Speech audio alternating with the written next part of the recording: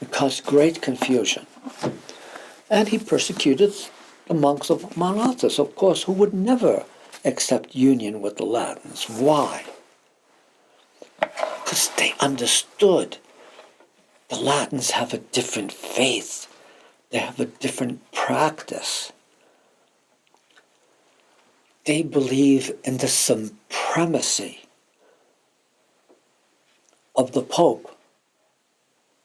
We have as our head Christ.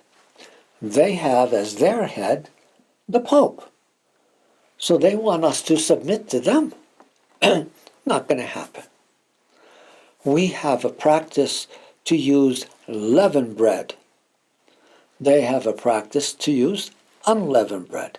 Completely wrong tradition. We have a practice to say the creed the way it was written. They have a practice to add to the creed and make it a mistake. And make it completely different.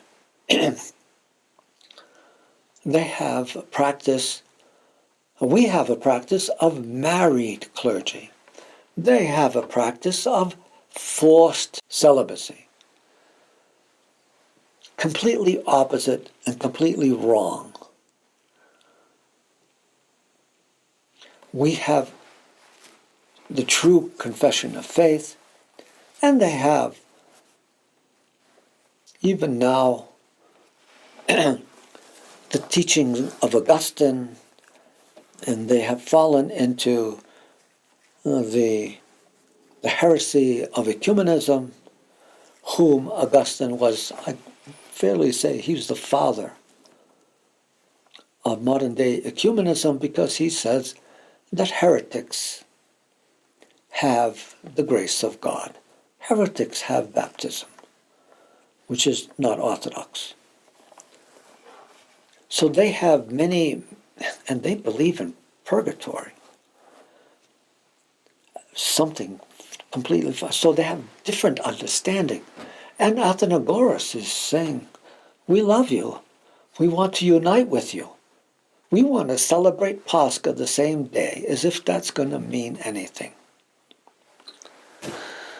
So we are suffering the effects of this Masonic patriarch, Athenagoras, whom all the patriarchates follow, because they won't condemn him, because they believe just like he does.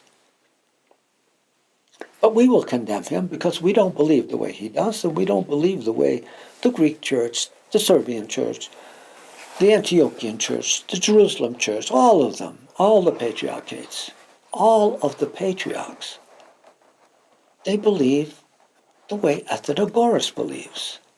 So how can we unite with them? How can we be of the same faith with them? No, it's impossible. That's why we encourage everybody. Don't waste your time being with heretical ecumenist churches. They're infected by so many mistakes. The biggest one is ecumenism, and just as big is Masonry. What kind of bishops are they? They have so many bishops, so many churches, so many people. A person can be very, very easily swept off their feet when they see so many churches, so many people, so many clergy, all walking in the same step, going in the same direction, and all accepting the same perverted understanding of orthodoxy. And where are they going? They're going to the left part of Hades.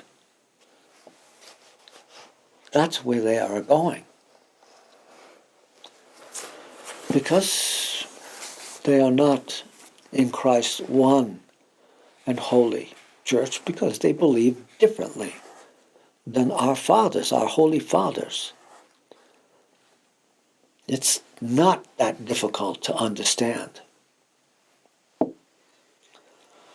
And they say, oh, we are canonical.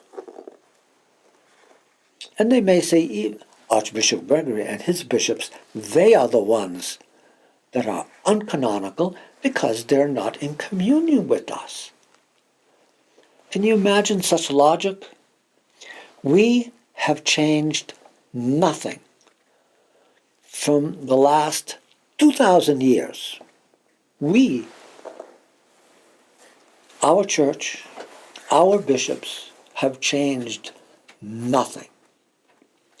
They have changed everything. Everything. And they say, we are not canonical. If it wasn't so sad, it'd be comical. It's because what? This is the last times. We're living in the time of the great apostasy, the falling away from the church of so many bishops.